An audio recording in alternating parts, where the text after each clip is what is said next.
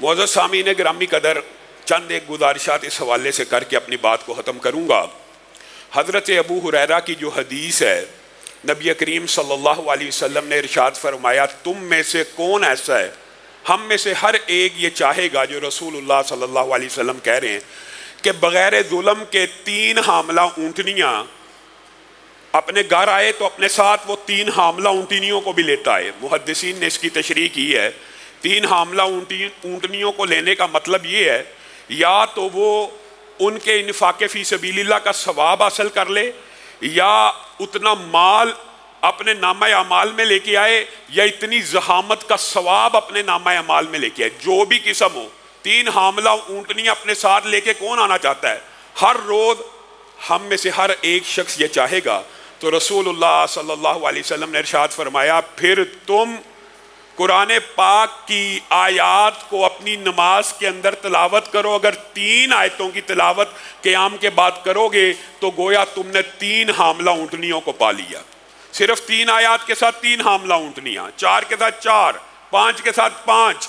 اور عقبہ بن عامر کی حدیث، یہ تو نماز کے اندر آیتوں کے بارے میں ہے، اور عقبہ بن عامر کی حدیث میں رسول اللہ صلی اللہ علیہ وسلم نے کہا تھا، کون ہے جو صبح جائے اور بغیر ظلم کے اونٹنیوں کو 2 اونٹنیوں کو ہانک کے لے آئے، یعنی اس سے مراد بھی یہی ہے کہ انفاق فی سبیل اللہ کر لے، یا اجر و ثواب کے اعتبار سے، یا رزق کے اعتبار سے، یا نامہ اعمال کے حساب سے اتنی زحامت اپنے نامہ اعمال میں ڈال لے۔ تو کہا یہ گیا کہ اللہ کے رسول، ہم میں سے ہر شخص چاہے گا کہ ہم لے آئیں۔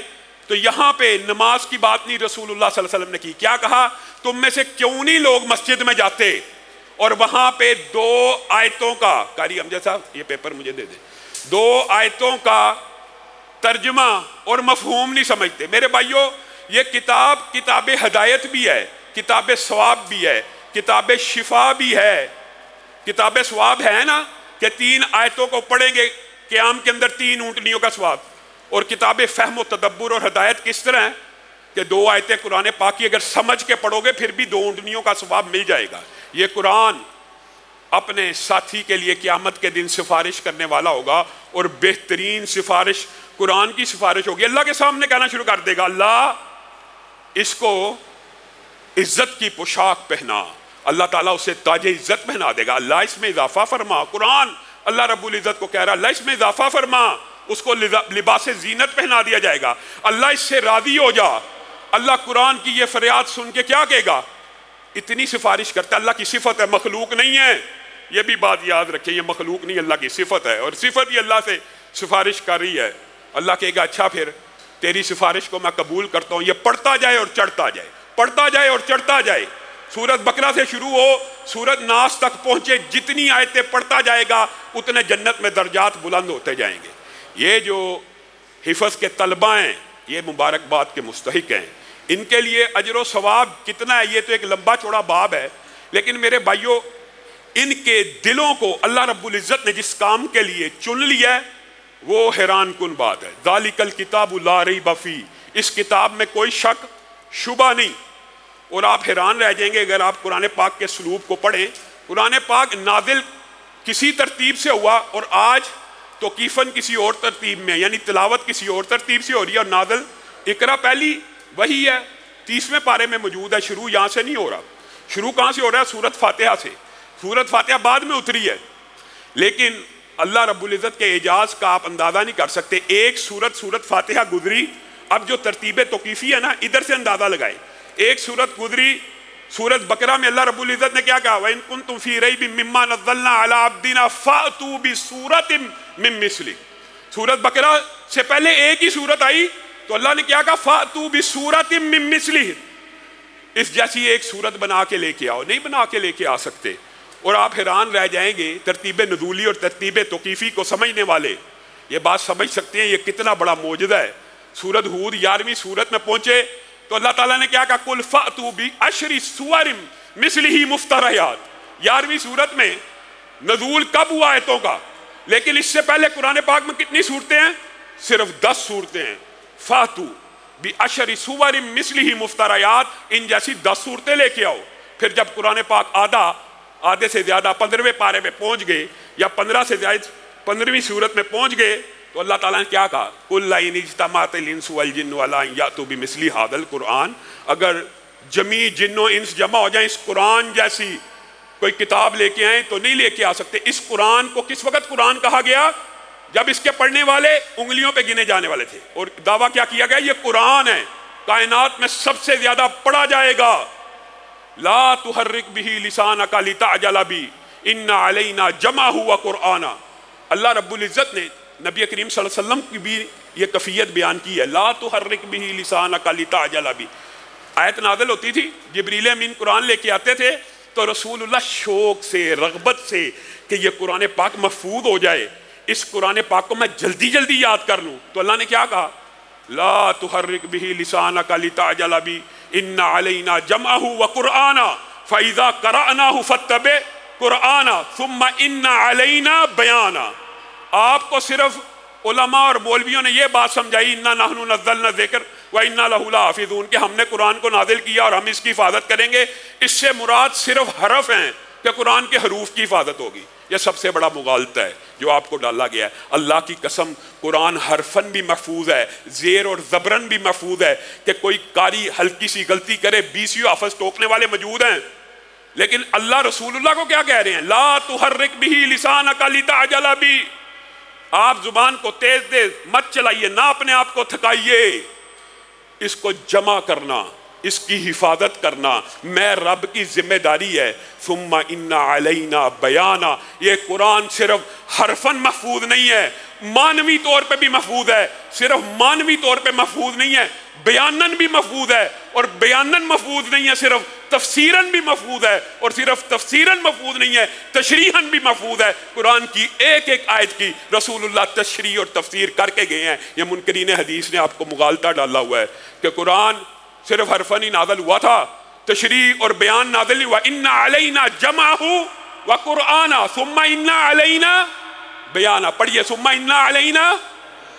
اللہ کہہ رہا ہے اس کے بیان کی حفاظت بھی میری ذمہ داری ہے۔ وجہ کیونکہ میں نے رسول اللہ کی زندگی کو تمہارے لیے نمونہ بنانا ہے، اس پوری زندگی کو سیف کرنا ہے، اس قرآن کے بیان کو بھی میں نے سیف کرنا ہے۔ ہاں مغالطہ ڈالا ہوا جی، قرآن حرفن تو محفوظ ہو گیا، معنون بیانن تشریحن محفوظ نہ ہوا، اور یہ خوش نصیب ہے حافظ قرآن اور ان کے والدین جنہوں نے ان بچوں کو اسراء کے اوپر ڈالا۔ کل قیامت کے دن بعد اسناد میں ضعف موجود ہے، لیکن اکرام ایسا کیا جائے گا ان حفاظ قرآن کے والدین کا، ان کو ایسا تاج پہنایا جائے گا جس کی روشنی اتنی تیز ہوگی کہ آسمان کا سورج بھی اس کے سامنے ماند پڑ جائے۔ یہ مبارک بچے، یہ مقدس بچے یہاں پہ الحمدللہ سینکڑوں کی تعداد میں حفظ کر رہے ہیں، اور آج ہم خوش ہیں کہ یہاں سے 20 حافظ سند لے کے جائیں گے۔ میں اپنے برادر مکرم، برادر عزیز، میرا ان کے ساتھ بڑا گہرا تعلق ہے اور بڑی دوستی بھی ہے، احترام کا رشتہ بھی موجود ہے۔ میں ان کو دعوت خطاب دیتا ہوں کہ وہ آپ کے قلوب و اذہان کو قرآن پاک کے نور سے منور فرمائیں۔ اس سے قبل میں جو اپنے ساتھی دوست اس حفظ کے شعبے کے اندر کسی طرح بھی معاونین ہیں ان کو بلانا چاہتا ہوں، ورنہ تو انتظامی طور پہ بلا رہا ہوں، ورنہ تو میرے یہ سارے نمازی بھائی میرے ساتھی ہیں، اور سارے کے سارے جتنے بھی ساتھی ہیں اگر ان میں سے کوئی ساتھی رہ بھی جائے میرے دل کے تو وہ قریب ہے، اور میں اپنے نمازیوں کو اپنی جگر کا ٹکڑا اور دل کا قرار سمجھتا ہوں، لیکن کئی دفعہ ایسا ہوتا ہے بندے کے دماغ میں کسی کا نام نہیں آتا، تو حفظ کے شعبے کے ساتھ جو منسلک ہمارے بھائی ہیں، سب سے پہلے تو میں اپنے برادر عزیز ڈاکٹر ارشاد الحسن ابرار صاحب سے گزارش کروں گا کہ وہ آئیں اور کرسی پہ تشریف رکھیں۔ اسی طرح حنین بھائی ہیں وہ بھی آئیں، اگر حنین بھائی موجود نہیں ہیں تو ان کے والد صاحب تشریف لائیں۔ اکرام الحق بھائی ہیں وہ آئیں، فاروق الیاس صاحب آئیں، راکب صاحب، ثاقب صاحب دونوں تشریف لائیں، سعید صاحب تشریف لائیں، حاجی ریاض صاحب تشریف لائیں، مسعود صاحب تشریف لائیں، اور یہاں پہ بیٹھے۔ اور دوسرا یہاں پر الحمدللہ حفظ کی کلاس کا انتظام کیا ہے علامہ صاحب نے، اور بہت اچھے انہوں نے قراء کا انتخاب کیا الحمدللہ جو قراءت سبع پڑھے ہوئے ہیں، اور بڑی خوشی کی بات ہے کہ علامہ صاحب کا جتنا عملہ ہے بہت ایکٹیو ہے الحمدللہ، چھوٹے سے لے کر بڑے تک وہ سارے مخلص لوگ ہیں، بڑی محنت کے ساتھ اسی ادارے کے ساتھ لگے، اور ظاہری بات ہے اس کا اتنے بڑے مجمع کی صورت کے اندر نتیجہ بھی سامنے نظر آ رہا ہے۔ اس طرح علامہ صاحب کا جو اسکول ہے بہت جلدی اس نے اتنی ترقی کی اور اکثر لوگ الحمدللہ اپنے بچوں کو یہاں پہ داخل کروا رہے ہیں کہ یہاں پر تربیت یعنی تعلیم تو مل جاتی ہے اور بھی اداروں میں تربیت کا فقدان ہے، یہاں پر بہت اچھی تربیت بھی کی جاتی ہے۔ تو یہ الحمدللہ علامہ برادران کے ساتھ بہت گہرا ہمارا تعلق ہے۔ اللہ تعالیٰ کے یہ شعر ہیں، جہاں بھی باطل آواز اٹھاتا ہے تو الحمدللہ علامہ صاحب کے بیٹے سب سے پہلے میدان عمل میں آتے ہیں۔ ایک دفعہ ٹی وی پر ایک پروگرام لگا ہوا تھا، تو جیو نیوز کے اوپر کچھ مکالمہ ہو رہا تھا علماء کا، تو ایک ہمارے سلفی بھائی کسی رافضی کے ساتھ ان کی بات ہو رہی تھی، تو سارے لوگ وہاں پر کہہ رہے تھے یار کاش کے علامہ صاحب ہوں نا پھر سی مزہ، کیونکہ وہ ان سے کوئی بات نہیں بن رہی تھی، تو سارے لوگ جتنے وہاں کمرے میں بیٹھے ہوئے وہ یہی بات بار بار باعث کر رہے تھے۔ تو اللہ تبارک و تعالیٰ کا خاص احسان ہے، ایک دفعہ ایک میرے دوست تھے وہ کرونا وائرس میں وفات پا گئے، تو انہیں غسل دینے کے لیے کوئی بندہ ہی نہیں دستیاب ہو رہا تھا، تو میں نے علامہ صاحب سے رابطہ کیا، تو انہوں نے کہا کہ یہ تو کوئی مسئلہ نہیں، یہاں تو ہم تو اتنے 100 کے قریب 200 کے قریب لوگوں کو اس طرح جو کرونا وائرس میں وفات پائے انہیں یہ سارا ہمارے پاس نظام موجود ہے۔ تو وہ الحمدللہ یہاں پر ہم آئے، اور وہ جو اس کے خاندان والے تھے بڑا خوش ہوئے کہ لاہور کے اندر ابھی ایسے ادارے موجود ہیں جہاں پر اللہ کی رضا کے لیے کام کیے جاتے ہیں، کوئی اس میں دنیاوی مفاد وغیرہ اس طرح کی بات بھی نہیں ہوتی۔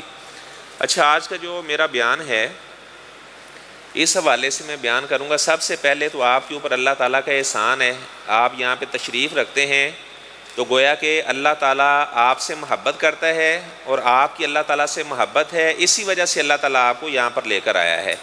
اگر اللہ تعالیٰ کی آپ سے محبت نہ ہوتی تو کبھی بھی آپ اس مرکز میں آ کر نہ بیٹھتے۔ لکھا ہوا ہے کہ انا خلیفہ ہارون الرشید استیقظا، خلیفہ ہارون الرشید بیدار ہوا، ورآ جاریۃ جالسۃ تدعو، اس نے اپنی لونڈی کو دیکھا وہ اللہ تعالیٰ سے دعا کر رہی تھی، انی اتوسل الیک بمحبۃ تحبنی، اور کہہ رہی تھی یا اللہ میں اس محبت کا تجھے واسطہ دیتی ہوں جو محبت تو مجھ سے کرتا ہے۔ تو خلیفہ نے کان لگائے تو اس کی طرف متوجہ ہو کر کہنے لگا لا تعریفین کیفیت الدعاء، آپ کو تو دعا کرنے کی کیفیت کا پتہ نہیں ہے کہ دعا کیسے کرتے ہیں، آپ کو کیسے پتہ ہے کہ اللہ تعالیٰ آپ سے محبت کرتا ہے؟ آپ اس طرح اللہ تعالیٰ سے دعا کرو، اللہم انی اتوسل الیک بمحبۃ احبک، یا اللہ میں تجھے اس محبت کا واسطہ دیتی ہوں جو محبت میں تجھ سے کرتی ہوں۔ تجھے تو پتہ ہے تو اللہ سے محبت کرتی ہے، تجھے کیا پتہ کہ اللہ تجھ سے محبت کرتا ہے یا نہیں کرتا؟ اس لونڈی نے بڑا پیارا جواب دیا، اس نے کہا کہ اگر اللہ مجھ سے محبت نہ کرتا ہوتا تو میں مصلی پہ نہ بیٹھی ہوتی۔ یہ اللہ تعالیٰ کی محبت ہے کہ اللہ تعالیٰ ہمیں اپنے گھروں میں لے کر آتا ہے، ہم اللہ تعالیٰ کی عبادت کرتے ہیں، یہاں پر ہم قیام کرتے ہیں، یہ اللہ کا خاص ایک فضل اور خاص احسان ہوتا ہے اپنے بندوں کے اوپر۔ آج کا جو میرا بیان ہے، اللہ تبارک و تعالیٰ قرآن مجید میں فرماتے ہیں وَكَانَ حَقًّا عَلَيْنَا نَصْرُ الْمُؤْمِنِينَ، کہ ہم اپنے مومن بندوں کی مدد کرتے ہیں۔ وَلَا تَهِنُوا وَلَا تَحْزَنُوا وَأَنْتُمُ الْأَعْلَوْنَ إِن كُنتُم مُؤْمِنِينَ، اللہ تعالیٰ فرماتے ہیں کہ آپ نے کمزوری نہیں دکھانی، آپ نے حزن نہیں کرنا، اللہ تعالیٰ تمہارے ساتھ ہے اور اللہ تعالیٰ کی مدد تمہارے ساتھ ہے اگر تم ایمان والے ہو۔ تو اللہ تعالیٰ نے ایمان والوں کے ساتھ مدد کے وعدے کیے، غم سے اللہ تعالیٰ ایمان والوں کو نجات دیتے ہیں، لیکن ہم دیکھتے ہیں کہ ہمارے پاس تو اللہ کی مدد آ ہی نہیں رہی، بعض اوقات ہم مایوس ہو جاتے ہیں، جبکہ اللہ کی جو مدد ہے اصل کے اندر تو وہ اللہ نے وعدہ ہی ایمان والوں کے ساتھ کیا ہے کہ ایمان والوں پر ضرور بھی ضرور اللہ کی مدد آئے گی۔ اور بے شمار ایسے واقعات ہیں کہ لوگوں نے دیکھا کہ اللہ تعالیٰ کی مدد کیسے آتی ہے۔ اچھا، یہاں پر علامہ صاحب نے قرآن مجید کے بارے میں بہت اچھی معلومات سے ہمیں مستفید کیا۔ قرآن مجید کے حوالے سے میں چند باتیں آپ کے ساتھ بیان کرنا چاہ رہا ہوں۔ یہ وَلَا تَحْزَنُوا کا جو لفظ آیا ہے، اس لفظ سے بھی میں ایک بات بیان کروں گا اور بھی تھوڑی سی معلومات آپ کے ساتھ شیئر کرتا ہوں۔ قرآن مجید میں 6236 آیات ہیں، 6236 آیات ہے قرآن مجید میں، عام عوام میں مشہور یہی ہے 6666 والی بات۔ اچھا، یہ وداؤٹ بسم اللہ کے ہے۔ اچھا، اس طرح قرآن مجید میں جو سب سے بڑی صورت ہے سورۃ بقرہ، اس کی 286 آیات ہیں۔ اچھا، قرآن مجید میں کچھ صورتیں مکی ہیں اور کچھ مدنی صورتیں۔ اب ان کو یاد رکھنے کا طریقہ کیا ہے؟ آپ نے سورۃ بقرہ کی جو آیات ہیں 286، ان کو آپ نے یاد رکھنا ہے۔ اچھا، 286 میں سے اگر پہلے دو عدد پڑھے جائیں 28 بنتے ہیں۔ اچھا، 28 جو ہیں یہ مدنی صورتیں ہیں۔ اچھا، اس کے بعد آخری آپ دو ہندسے پڑھیں 86، 86 کو آپ نے پڑھنا ہے تو یہ مکی صورتیں ہیں. اچھا 86 کو 28 کو جمع کیا جائے تو یہ 114 بنتی ہیں. یعنی اگر آپ نے سورت باقرہ کیا یاد کر لی تو آپ کو مکی اور مدنی کا بھی پتہ چل جائے گا, اور دونوں کو جمع کریں تو 114 یہ بھی آپ کو علم ہوگا. اچھا پھر قرآن مجید میں 6 ایسی صورتیں ہیں جو انبیاء کے نام پر ہیں. سب سے پہلے جو اللہ تعالیٰ نے ایک نبی کے نام پر سورت نازل کی, سورہ یونس, سورہ ہود, سورہ یوسف, سورہ ابراہیم اور سورہ محمد. آپ صلی اللہ علیہ وسلم کا نام قرآن مجید میں 4 مرتبہ آیا ہے, اور سورہ نوح. اچھا 5 صورتیں قرآن مجید میں ایسی ہیں جو لفظ کل سے شروع ہو رہی ہیں, سورہ جن اور باقی سورہ کافرون, سورہ اخلاص اور سورہ فلق اور الناس. 5 صورتیں قرآن مجید میں ایسی ہیں جو حشرات اور جانوروں کے نام پر ہیں. باقرہ کا معنی گائے, نحل کا معنی شہد کی مکھی, نمل کا معنی چونٹی, عنکبوت کا معنی مکڑی, اور فیل کا معنی ہاتھی. اچھا قرآن مجید میں 3 ایسی صورتیں ہیں جن کی 3 آیات ہیں. نمبر 1 سورہ کوثر, سورہ عصر اور سورہ نصر. ان کی 3 آیات ہیں. بہرحال بات لمبی ہو جائے گی. قرآن تو ایک ایسی اللہ کی کتاب ہے. ایک عالم بیان کر رہے تھے کہ اگر ہم اردو زبان میں بھی دیکھیں تو قرآن شروع ہو رہا ہے بسم اللہ کی با سے, اور ختم کہاں ہو رہا ہے والناس کی سین پر. اگر با کو اور سین کو ملایا جائے تو یہ بس بنتا ہے. یعنی جس کے پاس اللہ نے قرآن کا علم جسے دے دیا, جس کا بیٹا قرآن کا حافظ بن گیا, بس اللہ نے خیر کے خزانے اس کے لیے کھول دیے. اگر با اور سین کو الٹ کر کے پڑھا جائے تو یہ سب بنتا ہے. یعنی جس کے بیٹے نے قرآن یاد کر لیا تو گویا کہ اللہ نے سب کچھ اسے عطا فرما دیا. اچھا قرآن مجید میں 2 لفظ اللہ تعالیٰ استعمال کرتے ہیں, ولا تہنوا ولا تحزنوا, آپ نے حزن نہیں کرنا. اچھا قرآن مجید میں ایک لفظ خوف استعمال ہوا ہے, الا ان اولیاء اللہ لا خوف علیہم ولا هم یحزنون. اچھا موسیٰ علیہ السلام کی والدہ کے بارے میں اللہ تعالیٰ فرماتے ہیں وَأَوْحَيْنَا إِلَىٰ أُمِّ مُوسَىٰ أَنْ أَرْجِعِيهِ فَإِذَا خِفْتِ عَلَيْهِ فَأَلْقِيهِ فِي الْيَمِّ وَلَا تَخَافِي وَلَا تَحْزَنِي. اچھا خوف اور حزن کا لفظ استعمال ہوا ہے. اچھا جو خوف کا لفظ ہوتا ہے یہ انسان کو اپنے بارے میں ہوتا ہے, اور خوف کا تعلق مستقبل کے ساتھ ہوتا ہے. اچھا جو حزن کا لفظ ہے یہ دوسرے کے بارے میں ہوتا ہے. کوئی آدمی دوسرے کے بارے میں غم محسوس کرتا ہے, اپنے بارے میں حزن نہیں ہوتا. حزن انسان کو دوسرے کے بارے میں ہوتا ہے. رافضی لوگ کہتے ہیں جی حضرت ابو بکر صدیق رضی اللہ تعالیٰ عنہ جب غار ثور میں تھے تو وہ خود بھی ڈر رہے تھے, آپ صلی اللہ علیہ وسلم کو بھی ڈرا رہے تھے کہ مشرکین آئیں گے تو ہمیں پکڑ لیں گے. تو اللہ تعالیٰ نے وہاں پر کیا فرمایا, ثانی اثنین اذ ہما فی الغار, 2 میں سے دوسرا جب وہ اپنے ساتھی سے کہہ رہا تھا لا تحزن ان اللہ معنا, اے ابو بکر آپ حزن نہ کریں, آپ میرے بارے میں ٹینشن نہ لیں, اللہ تعالیٰ ہمارے ساتھ ہے. ما ظنک باثنین اللہ ثالثہما, ابو بکر تیرا ان 2 کے بارے میں کیا خیال ہے, تیسرا جن کے ساتھ اللہ مدد کرنے کے اعتبار سے ہو. تو اگر حضرت ابو بکر رضی اللہ تعالیٰ عنہ اپنے بارے میں ڈر رہے ہوتے تو اللہ تعالیٰ یہ فرماتے کہ اس نبی نے اپنے ساتھی سے یہ کہا لا تخف, ابو بکر آپ خوف نہ کرو, اللہ تعالیٰ ہمارے ساتھ ہے. حضرت ابو بکر خوف نہیں کر رہے تھے, وہ تو آپ صلی اللہ علیہ وسلم کا حزن لگا ہوا تھا.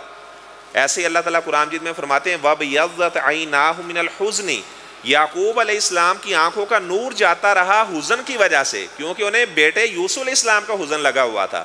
یعنی قرآن مجید ایسی اللہ کی کتاب ہے, یہ کسی باطل فرقے کو غلط استدلال بھی نہیں کرنے دیتا. اچھا میں بتا رہا تھا کہ اللہ تعالیٰ کی مدد آتی ہے. آپ صلی اللہ علیہ وسلم کے ایک صحابی ہیں, یہ بخاری شریف کی روایت ہے, ان کا نام ہے حضرت انس بن نضر رضی اللہ تعالیٰ عنہ. ایک صحابی جو خادم رسول ہیں, یہ ان کے چچا ہیں, انس بن نضر رضی اللہ تعالیٰ عنہ. فرماتے ہیں ان ربی, حضرت انس کا بیان ہے جو خادم رسول ہیں, فرماتے ہیں جو ربی میری پھوپھو تھی, کاسرت سنیت جاریہ من الانصار, اس نے ایک انصاری عورت کا دانت توڑ دیا. جھگڑا ہوا تو انصاری عورت کا دانت اس نے توڑ دیا. اب وہ لوگ آئے, وہ کہنے لگے کہ ہم نے تو بدلہ لینا ہے. تو حضرت انس فرماتے ہیں جو میرے چچا انس بن نضر تھے, کہتے ہیں کہ میرے والد نے میرا نام میرے چچا کے نام کے اوپر رکھا ہوا تھا, انس بن نضر کے نام پر رکھا ہوا تھا. اور قرآن مجید میں یہ جو آیت ہے من المؤمنین رجال صدقوا ما عاهدوا اللہ علیہ فمنهم من قضى نحبه ومنهم من ينتظر وما بدلوا تبدیلا. یہ حضرت انس بن نضر رضی اللہ تعالیٰ کے بارے میں نازل ہوئی کہ انہوں نے ایسی غزوہ احد کے اندر لڑائی کی, اللہ تعالیٰ فرماتے ہیں انہوں نے حق ہی اس کا ادا کر دیا. اچھا انس بن نضر رضی اللہ تعالیٰ عنہ فرمانے لگے اللہ کے رسول صلی اللہ علیہ وسلم والذی بعثک بالحق, قسم و ذات کی جس نے آپ کو حق کے ساتھ بھیجا ہے, لا تکسر ثنیاتها, جو میری بہن ہے اس کا دانت نہیں توڑا جائے گا. اگر کوئی آدمی کسی کا دانت توڑ دیتا ہے تو دیت کے اندر اس سے 5 اونٹ وصول کیے جاتے ہیں. اگر کوئی کسی کی انگلی کاٹ دیتا ہے تو دیت کے اندر اس سے 10 اونٹ وصول کیے جاتے ہیں. ایک دفعہ حضرت عمر رضی اللہ تعالیٰ عنہ وہ اجتہاد کرنے لگے, کہنے لگے کہ یہ چھوٹی انگلی ہے جو خنصر ہے, خنصر بنصر وسطیٰ سبابہ ابہام, یہ جو چھوٹی انگلی ہے اس کے 8 اونٹ مقرر کر دیتے ہیں, باقی بڑی ہیں چلو ان کے 10 رہنے دیتے ہیں. تو مجمع سے ایک انصاری صحابی کھڑا ہو گیا, کہنے لگا عمر ابھی اپنے فتوے سے رجوع کر لو, وگرنہ جیسے ہی آپ ممبر سے نیچے آئیں گے سب سے پہلے میں آپ کا سار قلم کر دوں گا. جب آپ صلی اللہ علیہ وسلم نے ساری انگلیوں کو برابر قرار دیا تو آپ کو کس نے حق دیا کہ آپ صلی اللہ علیہ وسلم کا قانون آپ بدل دیں؟ اچھا وہ انصاری صحابی کے جو رشتہ دار تھے اس صحابیہ کے, تو وہ کہنے لگے جی ہم نے تو بدلہ لینا ہے. تو آپ صلی اللہ علیہ وسلم نے فرمایا پھر انس اپنی بہن کو فلاں دن لے کر آنا, اس کا دانت توڑا جائے گا. اب آپ دیکھیں اللہ کی مدد کیسی آتی ہے. اچھا سارے لوگ وہاں پہ جمع ہوئے. اب وہ انصاری عورت اس نے اپنے ہاتھ کے اندر اوزار پکڑا ہوئے, وہ آگے آ رہی بدلہ لینے کے لیے. اور حضرت انس بن نضر کہنے لگے اللہ کے رسول صلی اللہ علیہ وسلم قسم و ذات کی جس نے آپ کو حق کے ساتھ بھیجا ہے, اللہ کی قسم میری بہن کا دانت نہیں توڑا جائے گا. آپ نے فرمایا انس فی کتاب اللہ القصاص, وہ اللہ کی کتاب میں تو قصاص لکھا ہوا ہے, یہ آپ کیسی بات کر رہے ہیں؟ کہنے لگے کہ مجھے اللہ کی ذات کے اوپر اتنا یقین ہے کہ اللہ ضرور بھی ضرور ہماری مدد کرے گا. اچھا اب ان کی بہن کھڑی ہوئی ہے اور وہ انصاری عورت اپنے ہاتھ میں اوزار پکڑ کر آگے آ رہی ہے. جب اس کے پاس آئی تو واپس جانے لگی, کہنے لگی کہ میں نے اس کا دانت نہیں توڑنا. تو آپ صلی اللہ علیہ وسلم نے فرمایا کہ آپ تو بڑے زور شور سے کہہ رہی تھی کہ میں نے بدلہ لینا ہے, اب آپ کو کیا ہوا کہ آپ اس کا دانت نہیں توڑ رہی؟ تو آپ صلی اللہ علیہ وسلم کا فرمان ہے جو لوگوں کے دل ہیں یہ اللہ تعالیٰ کی 2 انگلیوں کے درمیان ہے. کیسے جیسی اللہ کی شان کے لائق ہے, اللہ کی انگلیاں بھی ہیں, کیسے جیسی اللہ کی شان کے لائق, ہم تشبیہ نہیں دے سکتے. اس لیے ہم اللہ تعالیٰ سے دعا کرتے ہیں یا مصرف القلوب صرف قلوبنا علی طاعتک. اس موقع پر آپ صلی اللہ علیہ وسلم نے یہ الفاظ فرمائے. آپ نے فرمایا ان من عباد اللہ لو اقسم علی اللہ لا برہ, اللہ کے بعد ایسے بندے ہیں اگر وہ اللہ تعالیٰ کو قسم دے دیں یا اللہ تجھے تیری ذات کی قسم ہے, اللہ تعالیٰ ان کی قسم کو رد نہیں کرتے, اللہ تعالیٰ اسی طرح ہی بات کو پورا کر دیتے ہیں. اس نے قسم کھا کے کہا تھا تو اللہ کی مدد پھر آئی, وہ عورت بدلہ لینے کے لیے آئی لیکن وہاں سے واپس چلی گئی. امام ابن عبد البر رحمہ اللہ, یوسف بن عبداللہ نمری ان کا نام ہے, بے شمار انہوں نے کتابیں لکھی ہیں. ان کی ایک کتاب کا نام الاستیعاب ہے, اس کے اندر یہ انہوں نے حسن سند کے ساتھ واقعہ بیان کیا ہے کہ اسود انسی جس نے آپ صلی اللہ علیہ وسلم کی زندگی کے اندر نبوت کا دعویٰ کیا تھا, اس نے ابو مسلم خلانی ایک تابعی ہیں, جلیل القدر تابعی ہیں. تو تابعی کی فضیلت کے بارے میں آپ صلی اللہ علیہ وسلم نے فرمایا کہ لا تمس النار مرانی او را مرانی. آپ نے فرمایا کہ جس نے مجھے دیکھ لیا اللہ نے اس پر آگ کو حرام کر دیا, اور جس نے میرے دیکھنے والے کو دیکھ لیا اس پر بھی اللہ نے جہنم کی آگ کو حرام کر دیا ہے. اچھا یہ ابو مسلم خلانی کا نام شرحبیل تھا. اچھا اسود انسی نے ان کو اپنے دربار میں بلایا اور کہنے لگا کہ آپ مجھے نبی مانتے یا نہیں مانتے؟ یہ کہنے لگے آپ کو میں نبی نہیں مانتا, آپ صلی اللہ علیہ وسلم آخری اللہ کے نبی ہیں, اور آپ نے فرمایا قیامت سے پہلے 30 جھوٹے دجال آئیں گے, آپ ان دجالوں میں سے ایک دجال ہو. اچھا اسود انسی نے کیا کیا, اس نے ایک آگ جلائی اور ابو مسلم خلانی رحمۃ اللہ علیہ کو اس آگ کے اندر پھینک دیا گیا. تو اللہ تعالیٰ نے جس طرح حضرت ابراہیم علیہ السلام کے لیے آگ کو گلزار کر دیا تھا, اسی طرح اللہ تعالیٰ نے ابو مسلم خلانی رحمۃ اللہ علیہ کے لیے بھی آگ کو گلزار کر دیا. اگر انسان کا اللہ تعالیٰ کے ساتھ تعلق ہو تو پھر اللہ تعالیٰ کی مدد اس طرح آتی ہے. آپ صلی اللہ علیہ وسلم کی حدیث بھی یہاں پر بیان کر دوں مناسبت سے. آپ نے فرمایا کہ جب ابراہیم علیہ السلام کو آگ میں پھینکا گیا, آپ نے فرمایا کہ انہوں نے پڑھا حسبنا اللہ و نعم الوکیل, کہ اللہ تعالیٰ مجھے کافی اور اللہ تعالیٰ میرا بہترین کارساز ہے. آپ نے فرمایا کہ جہاں تم چھپکلی کو دیکھو, وزغ کو دیکھو, تو پہلی ضرب کے اندر ہی اسے مار دو. فَإِنَّهُ كَانَ يَنْفُخُ عَلَىٰ إِبْرَاهِيمَ. آپ نے فرمایا کہ جب حضرت ابراہیم علیہ السلام کو آگ میں پھینکا گیا تو یہ پھونکے مار کر آگ کو تیز کر رہی تھی. اور آپ نے فرمایا لا تقتلوا الزفدہ, آپ نے مینڈک کو نہیں مارنا. آپ نے فرمایا کہ جب ابراہیم علیہ السلام کو آگ میں پھینکا گیا تو وہ پھونکے مار کر آگ کو ٹھنڈا کرنے کی کوشش کر رہا تھا, تو مینڈک کو قتل کرنے سے منع کیا گیا. یہ مسند احمد کی روایت ہے جو آپ کے سامنے میں نے پڑھی ہے. اچھا اب ابو مسلم خلانی رحمۃ اللہ علیہ آگ سے زندہ ہی باہر آ گئے. اب لوگوں نے اسود انسی کو یہ مشورہ دیا کہ آپ ذلیل ہو جائیں گے, کیونکہ اسے تو آگ نے اس کا تو بال بھی بیکا نہیں کیا, تو آپ ایسے کریں اس کو اس علاقے سے جلا وطن کر دیں. اچھا ابو مسلم خلانی رحمۃ اللہ علیہ کو انہوں نے وہاں سے نکال دیا, یمن سے نکال دیا, تو یہ سیدھا مدینے چلے گئے. فجر کی نماز کے وقت حضرت عمر رضی اللہ تعالیٰ عنہ انہیں ملے، کہنے لگے من انت و من اینا، آپ کا نام کیا اور آپ کہاں سے آئے ہو؟ تو یہ کہنے لگے انا من الیمن، میں یمن سے آیا ہوں۔ وہ کہنے لگے جس کو اللہ تعالیٰ نے آگ سے نکالا ہے صحیح سلامت، آپ وہ ابو مسلم آپ کا نام ہے؟ کہنے لگے کہ میرا نام عبداللہ بن صوب ہے۔ کہنے لگے میرا نام عبداللہ بن صوب ہے۔ انہوں نے اپنے آپ کو چھپانے کی کوشش کی، اپنی کنیت وہ نہیں بتا رہے تھے، اپنا نام بتا رہے تھے۔ ابو مسلم ان کی کنیت تھی، عبداللہ بن صوب ان کا نام تھا، سا واو با کے ساتھ۔ حضرت عمر فرمانے لگے آپ کو میں اللہ کا واسطہ دے کر آپ سے پوچھتا ہوں کہ آپ یہ بتائیں کہ جس کو اللہ نے آگ میں صحیح سلامت رکھا آپ وہ ہیں؟ وہ کہنے لگے جب آپ نے مجھے اللہ کا واسطہ دے ہی دیا تو میں بتا دیتا ہوں، میرا ہی نام ابو مسلم خلانی اور میری یہ کنیت ہے، اور عبداللہ بن صوب میرا نام ہے، مجھے ہی اللہ تعالیٰ نے آگ سے زندہ نکالا ہے، اللہ کی مدد میرے لیے آئی تھی اور اللہ تعالیٰ نے مجھے صحیح سلامت وہاں سے بچا لیا۔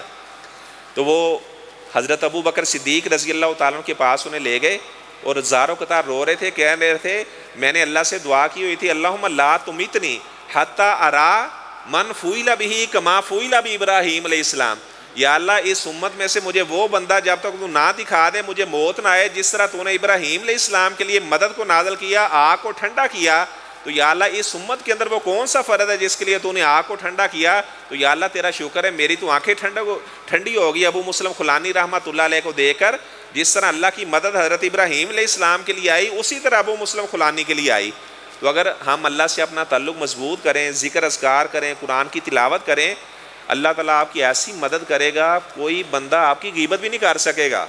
اللہ تعالیٰ زبانوں کے اوپر تالے لگا دیتے ہیں۔ اللہ تعالیٰ اگر کوئی آدمی پھر کسی ایسے ایمان والے بندے کی غیبت کرتا ہے تو پھر اللہ تعالیٰ کی مدد آتی ہے اور ایسا آدمی ذلیل و رسوا ہو جاتا ہے جو ایمان والوں کی غیبت کرتا ہے۔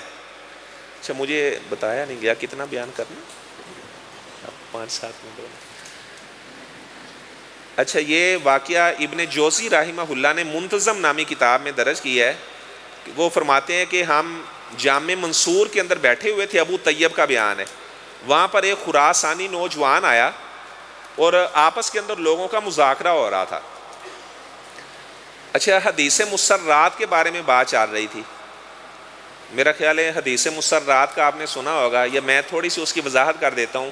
اگر کوئی آدمی بازار میں جاتا ہے گائے کو خریدنے، اونٹنی کو خریدنے یا بکری کو خریدنے، مسرات کا معنی جس اونٹنی کا یا گائے کا یا بکری کا دودھ روکا ہوا ہے، اس کا جو مالک ہے اس نے 2-3 دن سے اس کا دودھ نہیں نکالا، ظاہری بات ہے جب دودھ نکالا جائے گا تو زیادہ دودھ نکلے گا، دھوکہ دینے کے لیے اس نے ایسا کیا ہے۔ آپ صلی اللہ علیہ وسلم نے فرمایا من اشترا غنما مسرا یا شاۃ مسرا، جس آدمی نے ایسی بکری کو خرید لیا جس کے دودھ کو روکا گیا ہے، اب اس کی مرضی ہے، ان شاء امسکا، اگر وہ رکھنا چاہتا تو رکھ لے، وہ کہ چلو یار اس نے دھوکہ کر لیا میں اسی طرح اس جانور کو اپنے پاس رکھتا ہوں۔ آپ نے فرمایا کہ اگر اسے واپس کرنا چاہتا ہے اسے جانور واپس کر دے، 3 دن تک اسے اختیار ہے، اور آپ نے فرمایا ساعًا من تمر، ساتھ اسے کھجوروں کا ایک سا بھی واپس کرے گا۔ اچھا بعض لوگ اس حدیث کا انکار کرتے ہیں، نہیں مانتے، کہتے ہیں یہ عقل کے خلاف ہے۔ عقل کے خلاف کیسے ہے؟ کیسے ہیں؟ اگر 3 دن آپ نے اونٹنی کا دودھ پیا تو اونٹنی تو زیادہ دودھ دیتی ہے، وہاں پر بھی آپ صلی اللہ علیہ وسلم نے ایک سا بیان کیا، ایک سا 2.5 کلو اس میں کھجوریں ہوتی ہیں، اور کہتے ہیں اگر بکری کا دودھ پیا تو ظاہری بات ہے بکری کا دودھ تو تھوڑا ہوتا ہے تو پھر بھی ایک سا اس کا مقرر کیا گیا ہے، تو یہ عقل کے خلاف ہے۔ حالانکہ جب آپ صلی اللہ علیہ وسلم کا فرمان آ جائے تو پھر عقل کے گھوڑے نہیں دوڑائے جاتے۔ اول من قاس فی مقابلۃ نص ابلیس، سب سے پہلے جس نے واضح نص کے مقابلے میں قیاس کیا وہ ابلیس تھا۔ اچھا یہ خراسانی جو نوجوان تھا وہ کہنے لگا اس روایت کو بیان کرنے والے تو حضرت ابو ہریرہ ہیں، اور جو حضرت ابو ہریرہ ہے غیر مقبولی روایہ، ان کی تو روایت کو ایکسیپٹ ہی نہیں کیا جائے گا، یہ تو غیر فقیر راوی ہیں۔ تو لوگوں کا بیان ہے اللہ کی قسم ہم نے اپنی آنکھوں سے منظر دیکھا، ساقطت حیۃ من السقف، کہ چھت سے ایک سانپ گرا، وہ اس خراسانی نوجوان کے پیچھے لگ گیا، اب یہ آگے آگے بھاگا جا رہا ہے اور وہ سانپ اس کے پیچھے لگا ہوا ہے۔ لوگ اسے کہنے لگے تو نے حضرت ابو ہریرہ کی گستاخی کی ہے نا، انہیں غیر کی تو نے کہا ہے۔ آپ دیکھیں کہ جو اللہ تعالیٰ کے مومن بندے ہوتے ہیں، حضرت ابو ہریرہ کا بیان ہے کہ میں نے آپ صلی اللہ علیہ وسلم سے دعا کروائی تھی یا اللہ جتنے ایمان والے آئیں یا اللہ وہ ابو ہریرہ سے محبت کریں۔ اچھا وہ لوگ اسے کہنے لگے استغفر اللہ، آپ اللہ تعالیٰ سے معافی مانگے کیونکہ آپ نے حضرت ابو ہریرہ کی گستاخی کی ہے، تو یہ اللہ تعالیٰ نے ابو ہریرہ کی مدد کی ہے اور آپ کے خلاف اللہ تعالیٰ نے یہ سانپ عذاب کو مسلط کیا ہے۔ اچھا وہ اللہ سے معافی مانگنے لگا، کہنے لگا کہ یا اللہ مجھے معاف کر دے، مجھ سے غلطی ہو گئی ہے، میں نے اس طرح حضرت ابو ہریرہ کی شان میں گستاخی کی ہے۔ جیسے اس نے معافی مانگی فغابت الحیۃ، ساتھ ہی وہ سانپ بھی غائب ہو گیا۔ تو اللہ تعالیٰ سے تعلق اگر مضبوط کر لیا جائے تو اللہ تعالیٰ کی مدد آج بھی آتی ہے۔ ایک ابن عساکر رحمہ اللہ نے واقعہ نقل کیا ہے تاریخ دمشق کے اندر، اصحاب الامیو سلطمنا بستان، ایک تابی تھا، اللہ کا کرنا ایسا ہوا اچانک اس کی آنکھوں کا نور چلا گیا، اس کی بینائی چلی گئی۔ اچھا اس کے جو ساتھی تھے، دوست تھے، وہ کہنے لگے آپ نہ گھبرائیں، ندعو لکا بعد صلاۃ العصر یوم الجمعہ، ہم جمعے والے دن عصر کی نماز سے لے کر مغرب تک مسجد میں بیٹھیں گے اور آپ کے حق میں دعا کریں گے، اور ہمیں اللہ تعالیٰ کی ذات پر بڑا یقین ہے کہ ضرور بھی ضرور اللہ کی مدد آئے گی۔ اچھا وہ اس کے حق میں دعا کرنے لگے تو لکھا ہوا ہے آتا سا عطسۃً، اسے اچانک چھینک آئی، فرد اللہ عینیہ، تو اللہ تعالیٰ نے اس کی آنکھوں کا نور واپس الٹا دیا۔ اگر اس اعتماد کے ساتھ اللہ تعالیٰ سے دعا کی جائے تو اللہ تعالیٰ ضرور بھی ضرور مدد کرتے ہیں۔ تو میرا خیال ہے ابھی یہاں پر تقریب کا سلسلہ بھی ہے، باتیں تو بہت زیادہ تھیں، انشاءاللہ دوبارہ موقع ملا تو میں تفصیلاً پھر آپ کے ساتھ گفتگو کروں گا۔ اللہ تعالیٰ اس ادارے کو دن دگنی رات چگنی ترقی عطا فرمائے۔ وآخر دعوانا ان الحمدللہ رب العالمین۔ کتوں شروع کرنی ہے؟ آل مرکز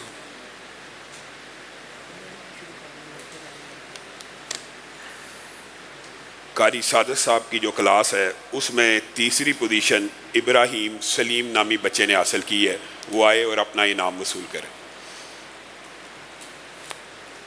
جڑا بچہ نہیں آیا 10 دن، ابراہیم سلیم۔ ڈاکٹر ارشاد صاحب اور ساتھیوں سے انعام دلواتے رہے ایک ایک۔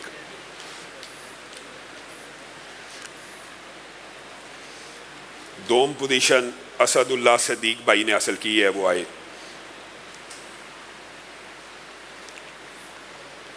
سارے نمازیاں نے پڑھا دو ایک ایک۔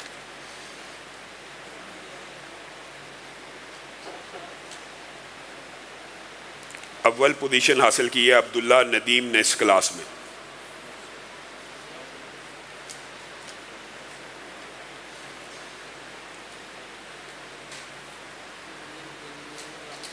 عبداللہ ندیم صاحب کے اگر والد صاحب موجود ہیں تو وہ اس کا تحفہ وصول کر سکتے۔ قاری عدیل صاحب کی کلاس میں سوم پوزیشن حاصل کیا زین ارشد نے۔ دوم پوزیشن میں 2 طالب علم طیب احتشام اور عبد الرحمن عاطف میں برابری رہی ہے، اور اول پوزیشن حاصل کی ہے سائم بن شاہد نے۔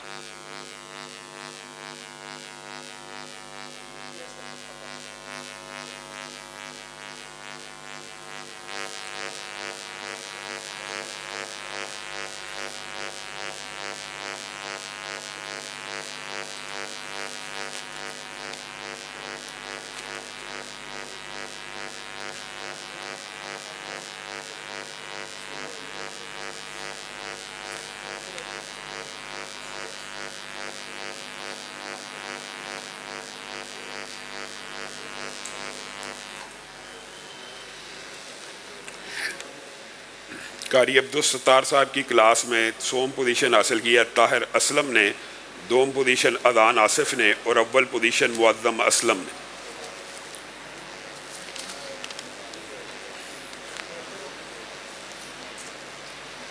بیٹا اس طرف دیکھ کے وصول کرتے جائیں۔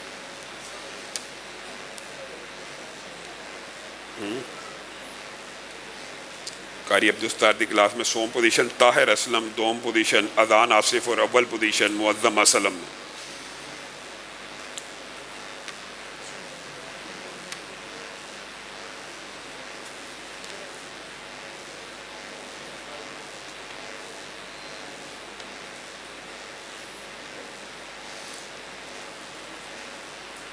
قاری عبداللہ صاحب کی کلاس میں سوم پوزیشن حاصل کیا ابراہیم خان اذان الحق نے مشترکہ طور کے اوپر۔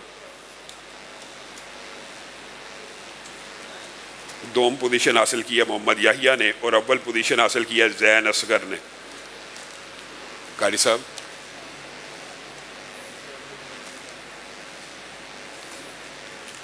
ہے کہ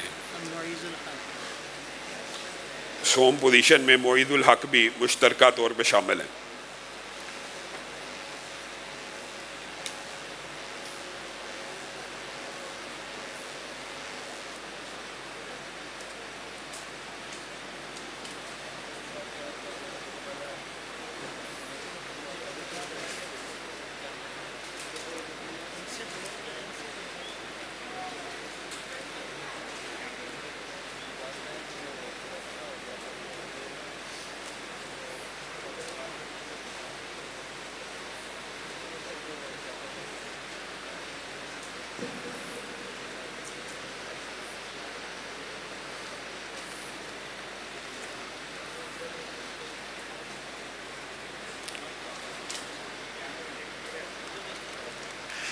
بھائی صاحب اتھے بیٹھو، تھلے نہیں بہنا۔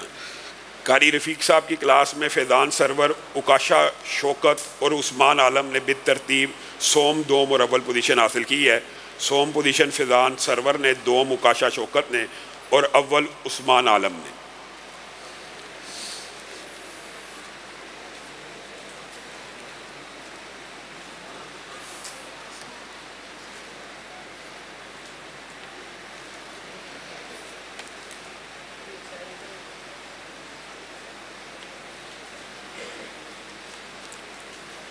ماشاءاللہ ماشاءاللہ، یہ مرکز کا ننھا قاری ہے، اور بھی ننھے قاری موجود ہیں۔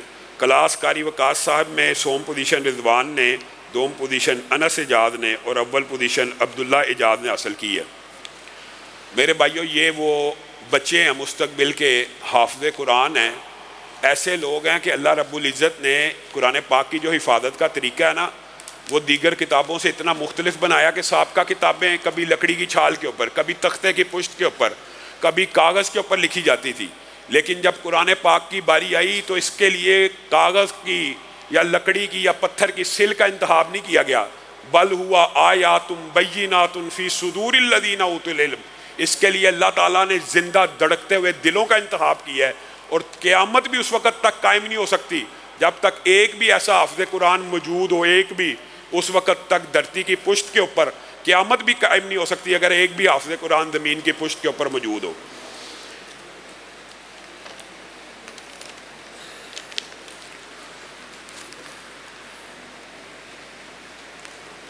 بچوں کے ساتھ ساتھ ہم نے اساتذہ کی کارکردگی کو بھی مد نظر رکھتے ہوئے اساتذہ کے لیے بھی انعامات کا ایک سلسلہ بنایا تاکہ ان کی بھی تشجیع اور ان کی بھی حوصلہ افزائی ہو سکے۔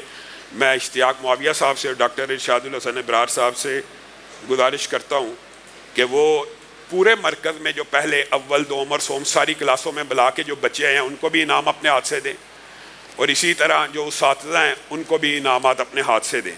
پورے مرکز میں جو بچہ پہلے نمبر پہ آیا ہے ماشاءاللہ 94 نمبر اس نے حاصل کیے ہیں، زین اصغر اس کا نام ہے،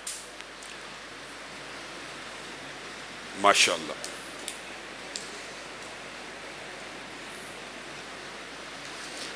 دوم پوزیشن پورے مرکز میں جس نے حاصل کی ہے اس بچے کا نام ہے سائم شاہد، اس نے 92 نمبر حاصل کیے ہیں۔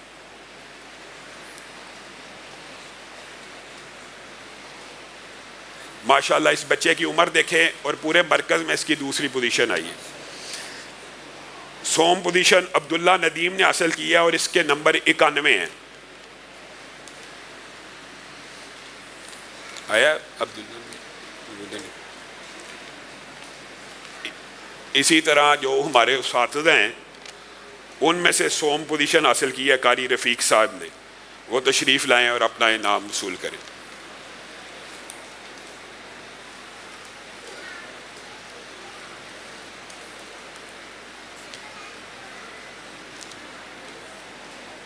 ماشاءاللہ مبارک۔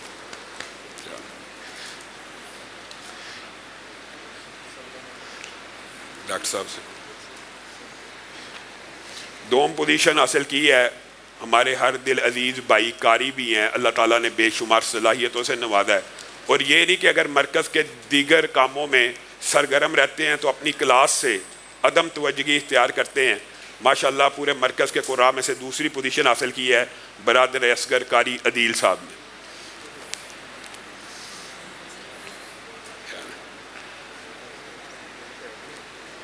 ماشاءاللہ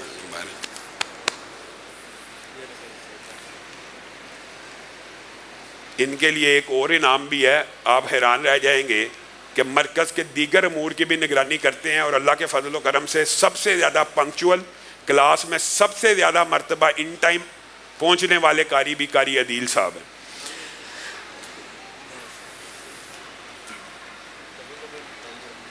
اور سب سے کم چھٹیاں ان کی ہیں پورے سال میں۔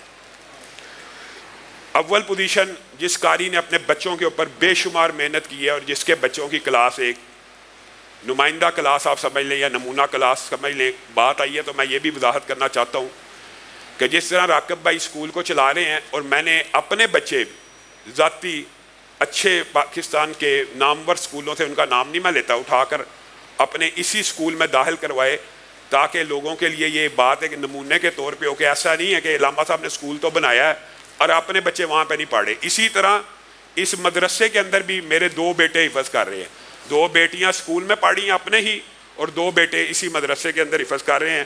اور ان کے جو اساتذہ بڑے محنتی ہیں, اور سب سے محنتی جو استاد قرار پائے ہیں وہ ہیں قاری صادق صاحب, ان کو اول انعام دیا جاتا ہے.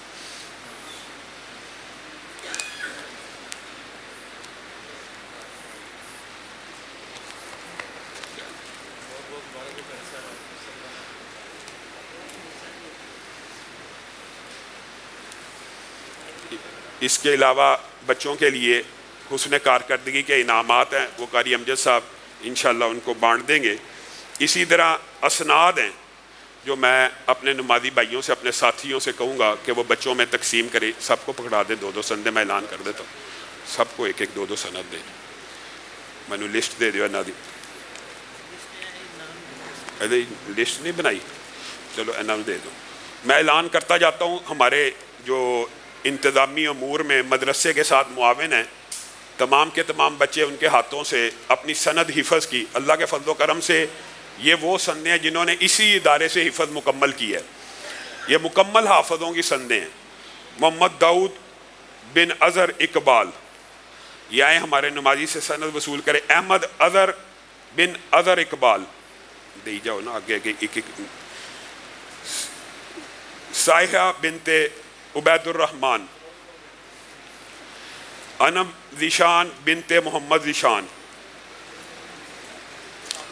یہ قاری صاحب, یہ ذیشان حالت صاحب کی بیٹی. اس بچی نے اللہ کے فضل و کرم سے 1 سال سے بھی کم مدت میں یہاں پہ مکمل قرآن پاک حفظ کیا, اور اس بچی کے اوپر تقریباً 6 سے 7 برس ہے. نور الہدا بنت نوید اسلم صاحب, نوید اسلم بھائی آپ خود وصول کریں. یہ ماشاءاللہ ہمارے فجر کے ریگولر نمازی ہیں, ان کی بیٹی نے بھی یہاں سے حفظ قرآن مکمل کی ہے.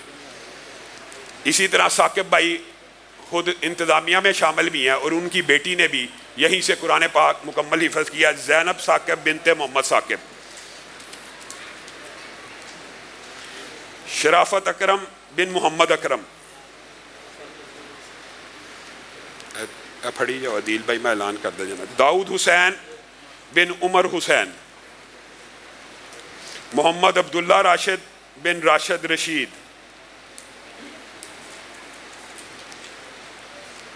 احمد حشنود بن حشنود احمد. حافظ اسامہ بن عدنان. محمد لقمان بن محمد افتخار. نعیم الحسن بن حسن احمد. شفقت علی بن فیض محمد.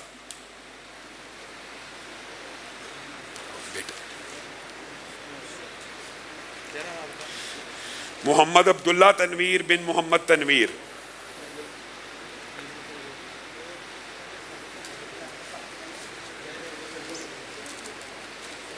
محمد احمد راشد بن راشد جمال. ہمارے ایک اور بڑے قریبی ساتھی ہیں, ہمارے ہمسائے بھی ہیں, عبداللہ فاروق بن فاروق نواد. ماشاءاللہ ان کے بیٹے نے بھی یہیں سے قرآن پاک مکمل حفظ کیا.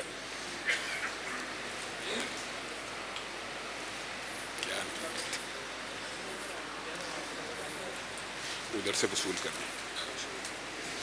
محمد عمر بن عرفان نسیم اور محمد معاویہ بن عرفان نسیم.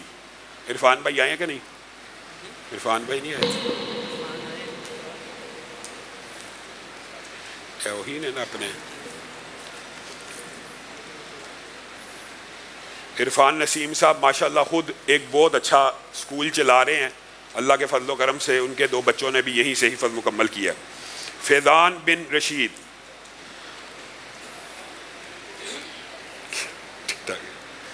حسن سعید بن محمد سعید. میرے بھائیوں یہ دیکھیں چند سالوں کی محنت کے اندر اندر آپ کے سامنے 20 بچوں نے حفظ کیا. ان میں سے انشاءاللہ قراء بھی نکلیں گے, علماء بھی نکلیں گے. پھر ایک سلسلہ چلے گا, ہو سکتا ہے ان میں سے کوئی بچہ پھر سینکڑوں اپنے شاگرد پیدا کرے، پھر اس کا کوئی شاگرد سینکڑوں شاگرد پیدا کرے۔ آج بھی یہ جو قرآن پاک کی تعلیم ہے یہ باسند صحابہ تک جاتی ہے، باسند صحابہ تک جاتی ہے۔ گویا جس طرح میں آپ کے سامنے یہ بات رکھتا ہوں کہ حضرت عثمان کو آج بھی مسجد النبوی میں پڑھی جانے والی ہر 1000 نماز کا ایک نماز 1000 کے برابر ہے نا۔ اشتیاق معاویہ صاحب نے آپ کو فجر کے درس میں بتایا تھا، ایک نماز 1000 نماز کے برابر ہے، باجماعت پڑھی جائے 27,000 کے برابر۔ ہر اس نماز کے اندر شعر کس کا ہے؟ حضرت عثمان کا شعر موجود ہے کہ انہوں نے مسجد کی خدمت کی تھی۔ اس طرح قرآن کے یہ جتنے قاری اور حافظ پیدا ہو رہے ہیں ان کے اندر کن کا شعر ہے؟ صحابہ کا شعر موجود ہے، آج بھی موجود ہے، کیونکہ صحابہ ہی وہ ہیں کہ جنہوں نے اس پورے کے پورے قرآن پاک کو آپ تک اور ہم تک پہنچایا۔ آپ سب ساتھیوں سے التماس ہے کہ آپ دین کے ان اداروں کو اپنے زکوٰۃ، صدقات اور عطیات میں کبھی نہ بھولا کریں، اور یہ ایک ایسا صدقہ جاری ہے جو مستقل ہے، جس کے ختم ہونے کا کوئی امکان نہیں، صدیاں بیت جائیں گی قبروں کے اندر۔